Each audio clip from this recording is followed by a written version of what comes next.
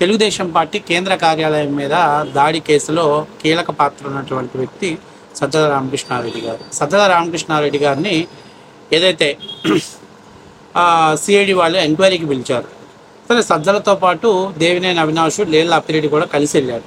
వీళ్ళిద్దరు వెళ్ళటం అనేది సహజంగానే, ఎందుకంటే ఈ కేసులో సిఐడి వాళ్ళ ఎంక్వైరీలోనూ అలాగే ఈ కేసులో సజ్జలతో పాటు లేళ్ల అప్పిరెడ్డి గారు, దేవినేని అవినాష్ ఇద్దరు పేర్లు కూడా ఉన్నాయి. గతంలో వీళ్ళని సిఐడి ఎంక్వైరీకి పిలిచారు. అలాగే వీళ్ళు ముందస్తు బెయిల్ కోసం కోర్టుకు వెళ్ళటం జరిగింది. అలాగే వాళ్ళు ఏం చెప్పారంటే, ఆ రోజు మేము ఎప్పుడు విచారణకు కావాలంటే అప్పుడు విచారణకు వస్తామని చెప్పారు. వీళ్ళు కాకుండా అంబటి రాంబాబు ఒకడు. సరే, అంబటి రాంబాబు గుంటూరు జిల్లా మంగళగిరికి ఎక్కడ ఏ కార్యక్రమం జరిగినా అంబటి రాంబాబు అటెండ్ అవ్వడం అనేది సహజంగా జరుగుతున్న పరిస్థితి. తర్వాత విడుదల రజనీ గారు, ఫస్ట్ టైం విడుదల రజనీ గారు వచ్చారు. నాకు అర్థం కావట్లేదు, అసలు సజ్జల విచారణకు పిలిస్తే విడుదల రజనీ గారు ఎందుకు వచ్చారు ఏంటి? వాళ్ళు అంబటి రాంబాబు అంటే గుంటూరు జిల్లా అధ్యక్షుడిగా వచ్చాడు. లేళ్ల అప్పిరెడ్డి అనేవాడు ఈ కేసులో ఒక ముద్దాయి కాబట్టి వచ్చాడు. దేవినేని అవినాష్ కూడా సరిపోయింది. మరి ఈ సంబంధం లేనటువంటి విడుదల రజనీ గారు ఎందుకు వచ్చారు అనేటువంటిది ఇప్పుడు పెద్ద హాట్ టాపిక్గా మారింది. సరే, విడుదల రజనీ గారు రావటం, ఆ ప్రెస్ ముందు మాట్లాడుతున్నప్పుడు మన సజ్జల నీతి, నిజాయితీ, ప్రజాస్వామ్యాన్ని గౌరవించాలి, డెమోక్రసీ గౌరవించాలని ఏ కొత్తిమీర కథలు చెప్పాడు. ఎందుకంటే గత 5 ఏళ్లలో నీతి, నిజాయితీలు, వ్యవస్థలను గౌరవించడం గురించి నీలాంటి వాళ్ళు చెప్తే తెలుగుదేశం పార్టీ శ్రేణులు లేకపోతే ఆంధ్రప్రదేశ్ ప్రజలు నేర్చుకోవాలి.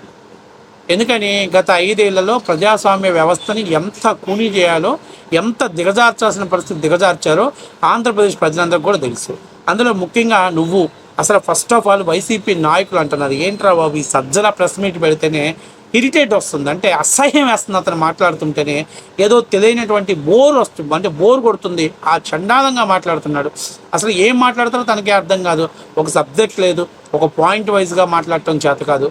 ఏదో వస్తాడు, ఓ దీర్ఘాలు తీసినట్టు తీస్తూ ఉంటాడు, మాట్లాడి వెళ్ళిపోతాడు. గత 5 ఏళ్ళు పార్టీని సర్వనాశనం చేశాడు. జగన్ చుట్టూ ఒక కోటరీని ఏర్పాటు చేశాడు. జగన్మోహన్ రెడ్డి మునిగిపోతున్నాడని తెలిసినప్పటికీ కూడాను జగన్మోహన్ రెడ్డికి ఈ సమాచారాన్ని చేరవేయకుండా నాయకులకి జగన్కి మధ్య ఒక అడ్డుగోడను కట్టేశాడు. అట్లాగే జగన్కు అత్యంత సన్నిహితులుగా ఉన్నటువంటి విజయసాయిరెడ్డి లాంటి వాళ్ళని కూడా పార్టీ నుంచి బయటికి పంపించే విధంగా ఈ యొక్క లాబింగ్ నిర్వహించడంలో సజ్జల రామకృష్ణారెడ్డి బాగా మంచి ఆరుతీరిన తిట్ట. అంతేగాక జగన్ మీద ఏదైనా ఎవరైనా వ్యతిరేకత, అంటే జగన్ ఫలానా వ్యక్తి గురించి ఐడెంటిఫై చేయమంటే వాడి గురించి నెగిటివ్ ప్రచారం చేయడంలో ఈ సజ్జలదే కీలక పాత్ర.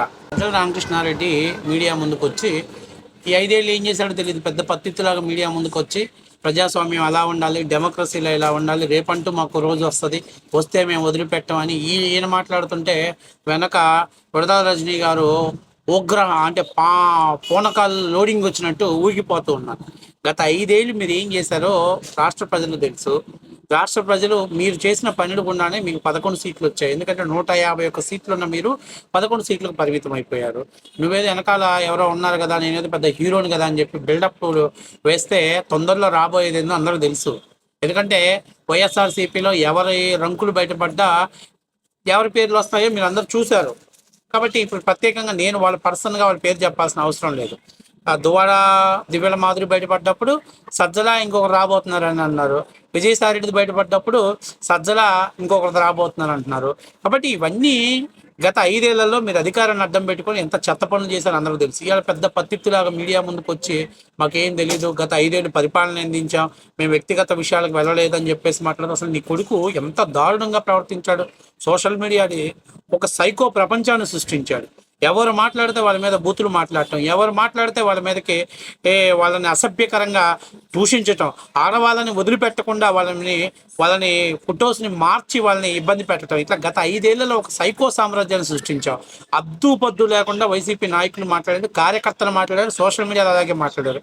మరి ఎలాంటి మేము గత 5 ఏళ్ళు బాగా బ్రహ్మాండంగా పరిపాలన చేసాం, మా పరిపాలన బాగుంది, కానీ ఈరోజు మీరు కావాలనే మా మీద కక్ష తీర్చుకుంటున్నారు, ఇలాంటి పదాలు వాడితే బహుశా మీరు చెప్తే మీకు ఆనందంగా ఉండొచ్చు, కానీ దాన్ని అనుభవించినటువంటి ప్రజలందరికీ కూడా తెలుసు, దాన్ని అనుభవించినటువంటి ఇతర పార్టీ నాయకులకు, మహిళా నాయకులకు అందరికీ కూడా తెలుసు. కాబట్టి ఈరోజు నేను అడుగుతున్నా, నువ్వు అక్కడికి వెళ్ళి ఏం చెప్పావు? ఎన్నిసార్లు విచారణ పిలిచినా నేను విచారణ హాజరవుతానని చెప్పావు. ఏమడిగావు? అయా ఫలానా తెలుగుదేశం పార్టీ కేంద్ర కార్యాలయం దాడి జరగటం మీ ప్రమేయంలో ఉందంటే తెలియదు, గుర్తు లేదు, మర్చిపోయాను, ఈ 3 పదాలే. అరే ధైర్యంగా ధైర్యంగా ఉంటే ఎస్ ఇదిగో మేము ఈ కారణంతో చేసాం, వాడు మాట్లాడాడు, ఎవడో వల్లభనేని వంశీ అప్పుడు మాట్లాడాడు, ఏమని మాట్లాడాడు, పట్టాభి వచ్చి రెచ్చగొట్టాడు కాబట్టి మేము మా కార్యకర్తలు వెళ్ళి దాడి చేశారన్నట్టు. మరి నువ్వు కూడా మాట్లాడాలి కదా, పట్టాభి మాట్లాడాడు కాబట్టి మేము తెలుగుదేశం పార్టీ కేంద్ర కార్యాలయం మీద దాడి చేశాను అంటే ఏది అయినా నిజం ఒప్పుకోలేని పరిస్థితిలో ఉన్నావు. ఏది అడిగినా తెలియదు, మర్చిపోయాను, గుర్తు లేదు. ఇది బాగా వైసీపీ నాయకులకు బాగా అలవాటైంది. తొందరలోనే మెమరీ అనేది మీకు రికవరీ చేసే బాధ్యత తీసుకున్నారు. అట్లాగే మీకు షార్ట్ టర్మ్ ట్రీట్మెంట్ కూడా తీసుకోబోతున్నారు. మీకు 1-2 మీరు ఇప్పుడు ఈరోజు తీసుకున్నారు, మీరు ఇచ్చిన ఆన్సర్ని బట్టి రేపు దాన్ని హైకోర్టులో మళ్ళీ మిమ్మల్ని కస్టడీకి తీసుకోవాలా లేదనేది హైకోర్టు డిసైడ్ అయింది. కోర్టు డిసైడ్ అయినప్పుడు ఆటోమేటిక్గా నిజాలు రాబట్టడం ఎలాగో పోలీసులు వాళ్ళదైన స్టైల్లో వాళ్ళు విచారణ చేస్తారు.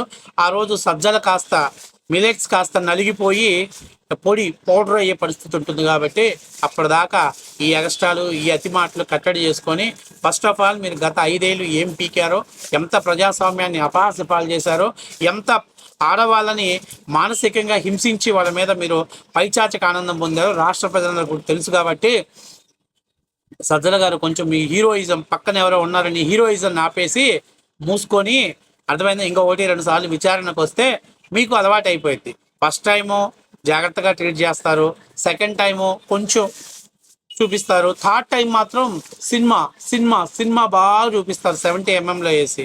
నేనేదో సలహాదారుణ్ణి, ప్రభుత్వ సలహాదారుణ్ణి, లేకపోతే జగన్మోహన్ రెడ్డికే ఆంతరింగికుణ్ణి, లేకపోతే ఇంకా మా వైసీపీలు అన్ని కార్యకలాపాలు నా కనుసైకిలో జరిగినవి కాబట్టి నేను పెద్ద అనేది ఏమి ఉండదమ్మా. అక్కడికి వెళ్ళారంటే తమదైన స్టైల్లో విచారణ చేస్తే అప్పుడు అన్ని నిజాలు బయటకు వచ్చే అవకాశం ఎక్కువగా ఉంటుంది.